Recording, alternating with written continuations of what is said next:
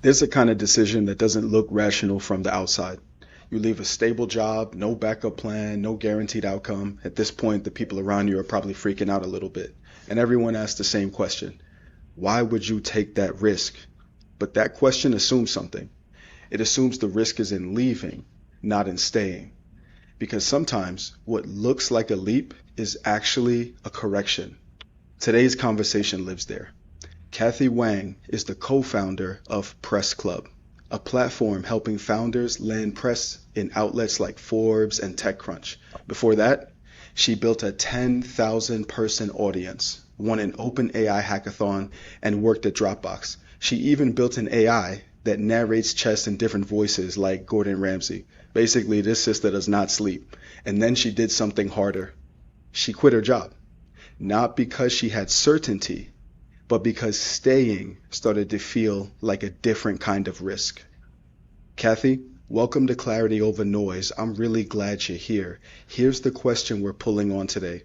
You built an AI that can narrate chess in different voices. You built a strong traditional career path.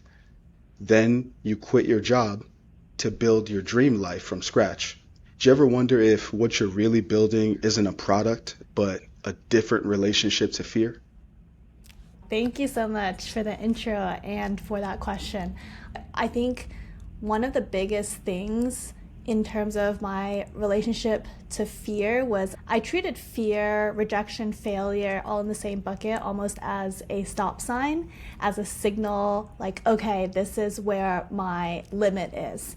I'll give you an example. So back in the day when I was recruiting for design roles, I was so scared to even go to an event to talk to recruiters. I would always have this fear that, oh, I'm not good enough or I'm not ready yet. They're going to be able to see right through me. And I remember one of the hardest things for me as an aspiring designer, as a student at the time, was even asking my peers for help because I decided to go into design late in the game. I was a junior, senior by that point. And when you're in college, even if you're just a little bit behind your peers, it feels like a lot, right? Because you're inching towards graduation.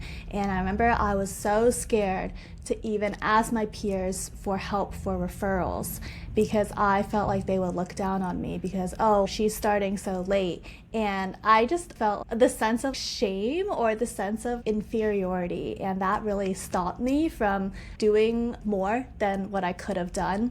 If I had just been willing to lean on my network to ask for help, I think I could have increased my comfort zone. But I'll tell you now, my relationship to fear has completely shifted. If I'm feeling scared, I take that almost as a signal that, hey, I am pushing the limits of my comfort zone, and that means I should continue to push even if it is uncomfortable, because that's the whole point. And so I'll give you an example. When I first moved to San Francisco, I really wanted to attend TechCrunch Disrupt. But a single TechCrunch Disrupt ticket was around $300. And I didn't want to pay $300 for a conference. So I did something slightly unconventional. I went to the TechCrunch Disrupt website. I found all 100 sponsors and I searched up every single person and I cold messaged every single person on LinkedIn. And it worked. Somebody responded to me and said they actually have 4 free tickets. So I actually got to bring along 3 friends. And that was the power of cold messaging. People ask me, oh, did you feel fear or cringe when you were sending out those messages? And of course I did. I was like, oh my gosh, am I just spamming 100 people? It feels very beyond social norms. Like you wouldn't go around talking to 100 people, asking for a free ticket for every single one. But I did it. I pushed past it. And I was able to get something that most people wouldn't have gotten because of that, because I was able to confront my own fear and use that as a signal, almost as a compass to guide, okay, I'm pushing past the limits of my comfort zone, but that means I'm doing something that other people won't do. And that means that I'm going to get something that most other people won't get.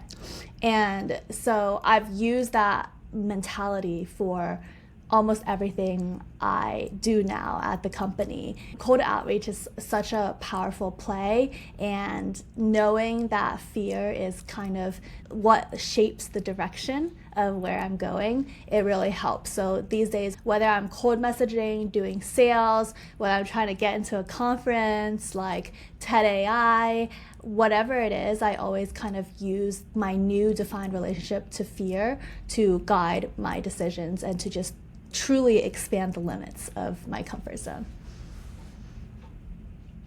I absolutely love that because I think that you're touching upon something that really opens up a whole new world. I remember when I was starting this podcast, and at that time I had a newsletter that probably had like 50 subs. And I reached out to someone that had a newsletter that had 11,000 subs. And I said, "Do you want to be on?"